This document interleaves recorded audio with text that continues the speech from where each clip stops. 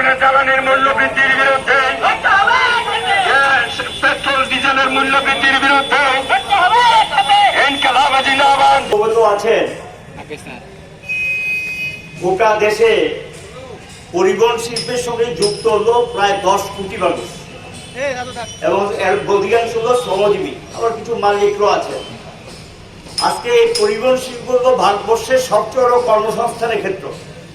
এই শিল্পটাকে একেবারে সর্বনাশ করে বাড়িতে ঢুকিয়ে দেওয়ার ব্যবস্থা করেছেন বিজেপি নেতৃত্বাধীন সরকার। পেট্রোল ডিজেলের দাম 30 টাকার পেট্রোল কেন্দ্র রাজ্যের ট্যাক্স সহ বিক্রি হচ্ছে 95 টাকা, আর 31 টাকার পেট্রোল বিক্রি হচ্ছে 105 টাকা দামে।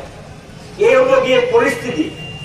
যন্ত্রাংশের দাম, টায়ার, টিউব, লুব্রিকেটিং, প্রত্যেকটা যন্ত্রাংশের দাম আগে যা ছিল নানা ধরনের ট্যাক্স বসে এটা প্রায় 4 গুণ বেড়ে গেছে।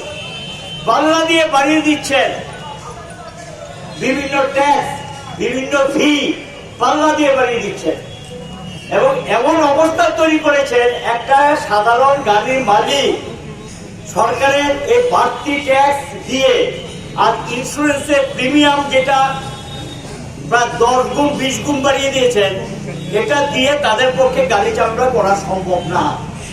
গোটা দেশে একটা ভালো অংশে গাড়ি বসে গেছে। আমাদের ত্রিপুরা তো বামফ্রন্ট সরকার ক্ষমতা থেকে যাওয়ার পর, এই সরকার ক্ষমতাসীন হওয়ার পর তারা রোড ট্যাক্স বাড়িয়েছেন, ইন্স্যুরেন্সের প্রিমিয়াম তো গোটা ভারতবর্ষে বেড়েছে, রাজ্য বেড়েছে। শুনলাম ফিটনেসের নাকি এমন জায়গায় নিয়ে গেছে, ফিটনেসের এটা সাধারণ শ্রমিক মালিক, গরিব মালিক তাদের পক্ষে বহন করা অসম্ভব এবং যে সমস্ত ট্যাক্সগুলো আছে সবগুলো বাড়িয়ে দিয়েছে। এটা অসহনীয় একটা অবস্থা তৈরি করেছে। এই পরিস্থিতিতে মানুষের আয় কমেছে বিজেপির নীতির জন্য, উদারীকরণের কুফল, রোজগার কমেছে, আর পাল্লা দিয়ে মানুষের উপরে জিনিসপত্র দাম চাপিয়ে দিচ্ছেন।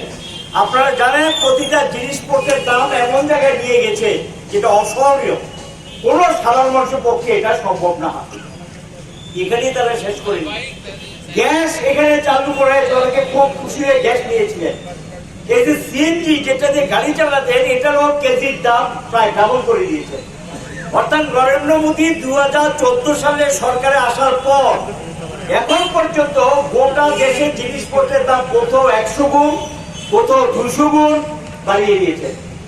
এই পরিস্থিতির মধ্যে আজকে তাদের জীবিকাটা সম্পূর্ণ বিপন্ন। কাজে জীবিকা রক্ষার জন্য এই রাস্তায় নামতে বাধ্য হয়েছে।